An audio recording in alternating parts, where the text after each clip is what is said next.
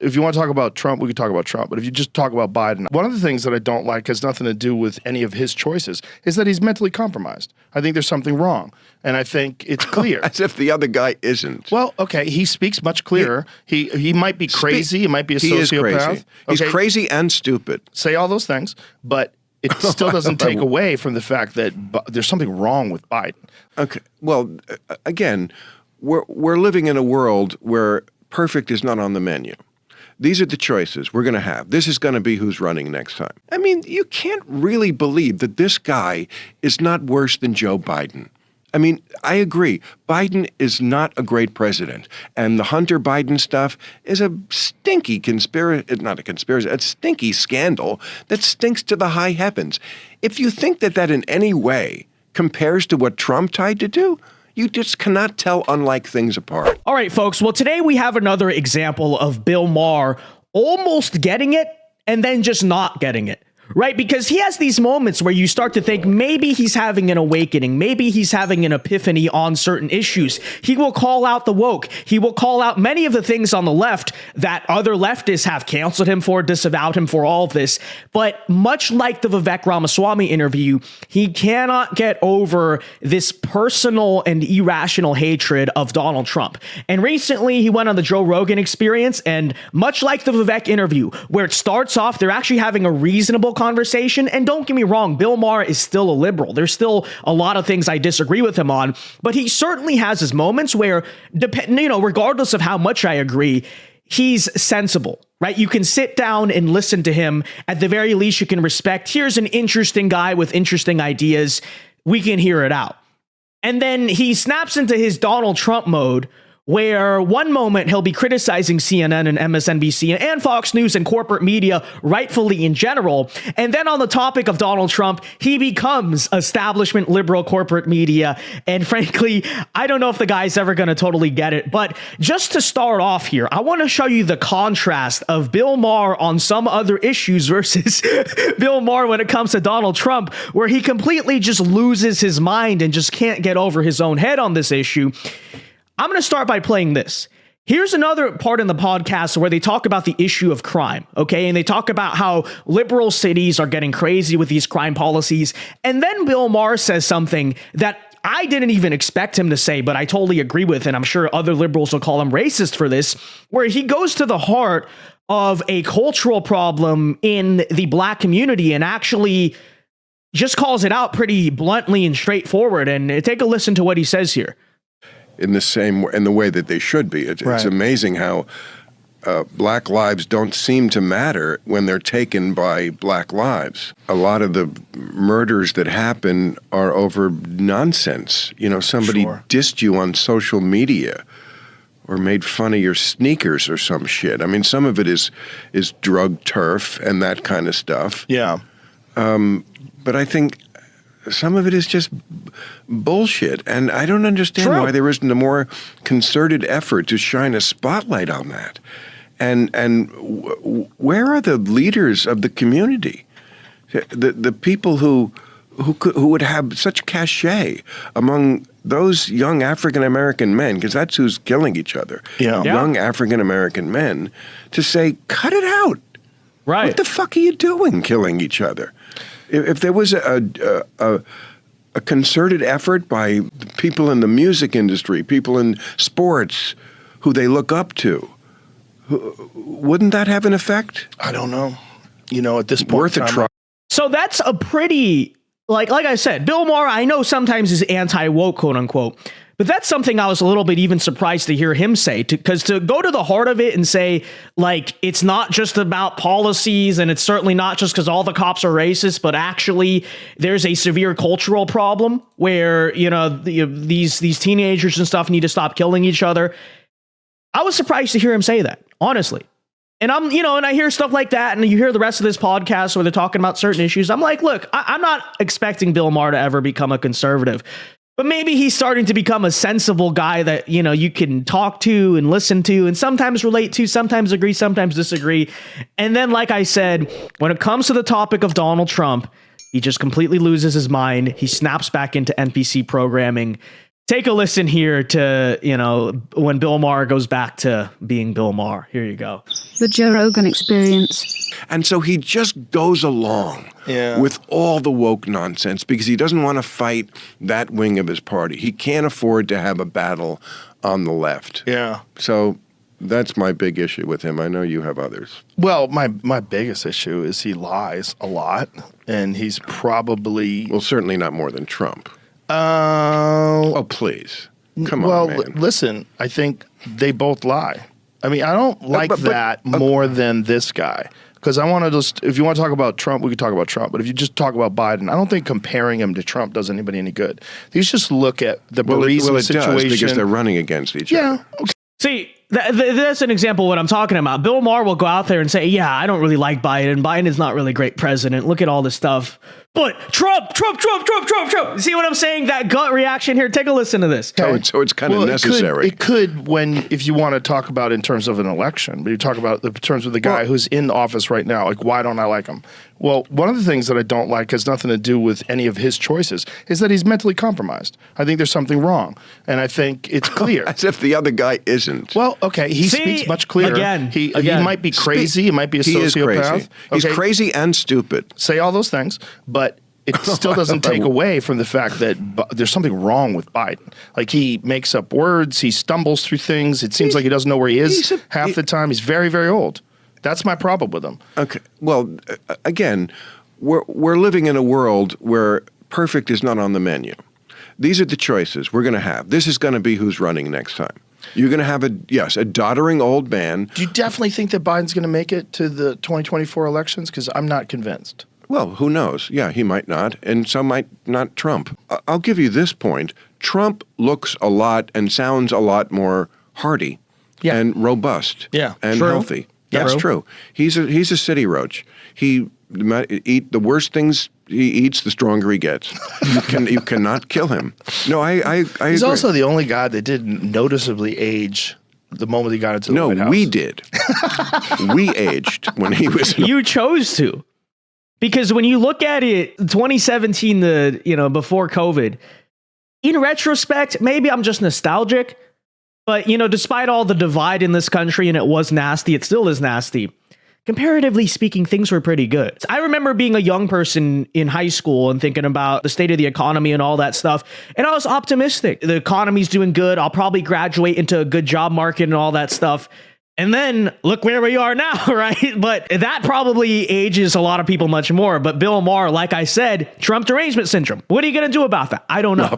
He was fine. You're right. He didn't look like he aged. He always looks the same. But he's a criminal, and he's crazy, and he's stupid. And crazy and stupid are two different things. When you say crazy, what do you base it on? Okay, let me give you an example. All right, let's hear it. Stupid is like Frederick Douglass is alive. Or the stealth bomber is literally invisible. Right. Or nobody knew healthcare was hard to solve. That's just stupid. He's very stupid. Crazy is like... Like half of those comments are jokes, which Bill Maher, you're a comedian, you should get... Okay, whatever. It's important that the crowd at my inauguration was the biggest ever. And I'm going to make an issue of this for the first 2 weeks of my presidency, despite photographic evidence to the contrary. Or I'm going to steal these documents.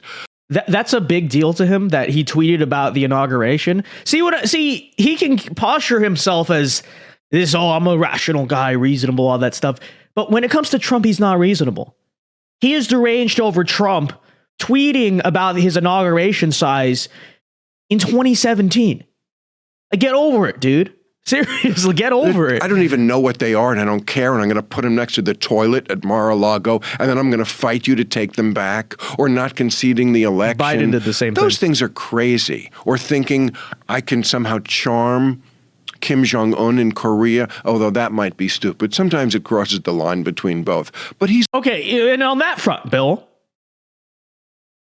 He brought Kim Jong-un to the negotiating table. He's the first president ever to cross into the DMZ like that. The quote-unquote charm, whatever you want to call it, it worked. It actually worked. We had some of the best foreign relations reaching peace. He never got a chance to finish it, obviously, because the next senile fool took office, but What are you even talking about on that? This is what I'm saying. It's just Trump derangement syndrome, 100%. He's both stupid he sounds like and CNN. crazy, and he's a criminal. You know, he's not being charged in these trials because he's a liar. They purposely didn't do that. Apparently, it's okay. It's not illegal to lie to the American people. And of course, he did lie and continues to lie. He still hasn't conceded the election, which he plainly lost. He's charged with actual crimes, criminal intent to obscure.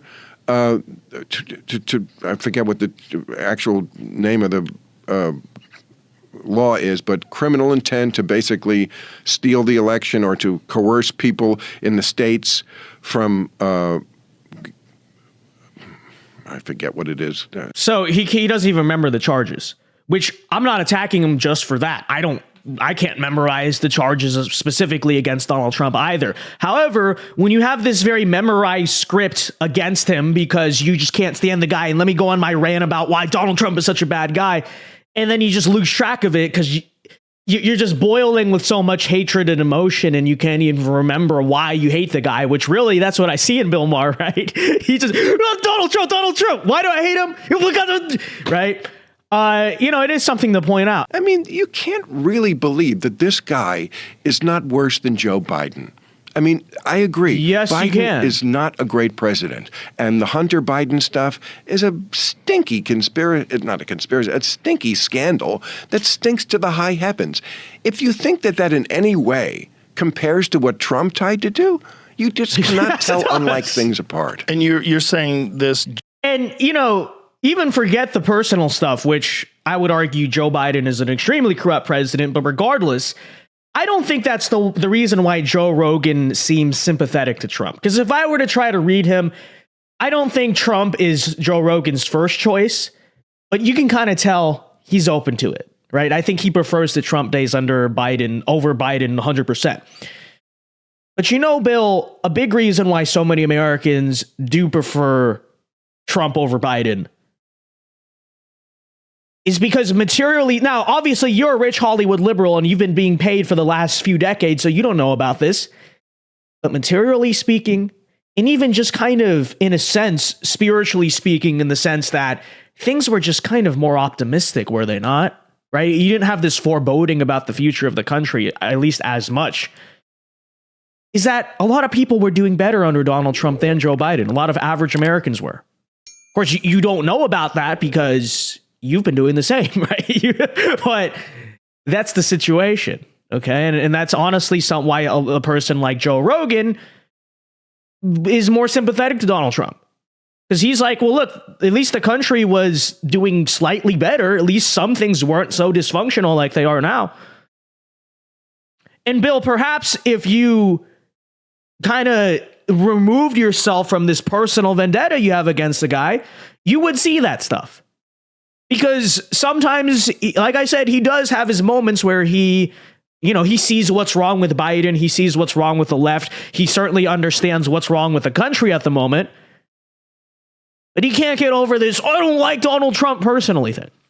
That's his problem. Just based on what happened. And I think that's what Joe Rogan lacks. Joe Rogan's not a conservative either. Don't get it twisted.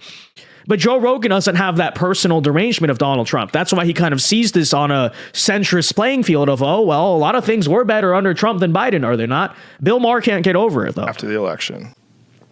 Just that stuff. Yes. Well, that's the criminal part, yes. Have you ever tried to steel man his position? Like, do you think he really believes they stole the election, or do you think he's bullshitting? Who gives a fuck? It doesn't matter. Who gives a fuck?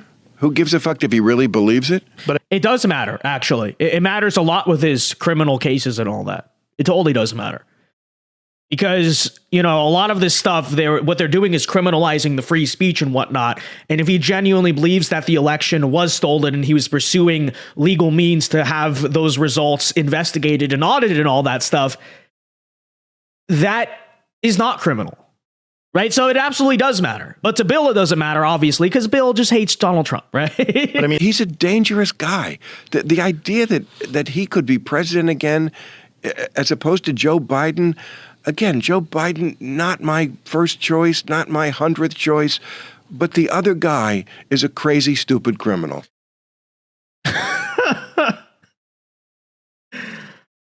So when you really break it down, this is Bill Maher's argument is, yes, Joe Biden is senile.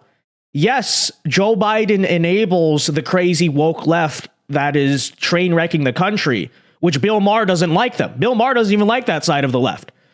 So yeah, Joe Biden, I should say. Yes, Joe Biden's a Trojan horse for the woke left, which he admitted in the beginning of the interview. Yes, Joe Biden is a terrible president. Yes, the country is doing awfully under Joe Biden, but I don't like Donald Trump as a person. That is Bill Maher's central argument here when you really break it down, right? And it's unfortunate. It really is. Like, what are we going to do with the guy ultimately? But truly, I don't think the guy's ever really going to fully change, right? I think he certainly has his moments. And let me be clear about this. I think it is overall a net positive thing when he, as someone on the left, speaks out against aspects of the left, okay? Like, hopefully that wakes someone up to at least the anti-woke stuff, and maybe that can be a pipeline to becoming a conservative. That honestly worked for me. Back in 2015, when I was in middle school, I actually was a fan of Bill Maher, and I resonated with a lot of his anti-woke arguments, anti-SJW, that's what we used to call them back then, stuff that actually kind of started me partially on the pipeline towards becoming right-wing, right? So I will acknowledge that, and, you know, it certainly is helpful for the culture when he does speak out against the left. But ultimately, him on a personal level, I don't think he can ever truly get it. I don't think he'll ever truly get over it. I have much more faith in someone like Joe Rogan slowly gravitating toward our side, right? Because while his politics don't fully align with mine either, at least he doesn't have this mental roadblock of a complete Trump derangement syndrome that just is like a dam that stops anywhere else of getting anywhere reasonable. So that's how I feel about Bill Maher. You guys can let me know what you think. Is he hopeless? I don't know. I will say I do want to do, if this is a popular video, I do want to do a part 2 of this video breaking down the non-Trump stuff he said on this podcast, guys. I think it is interesting, like I said, some of the kind of anti-left stuff that he says. And I guess at least react to it and show you the contrast of it's just so disappointing. Sometimes he seems like you could be open to talking to him, and he's kind of gets it. Don't get me wrong. A lot of the other liberal comedians in Hollywood don't like him because he sometimes has thoughts of his own.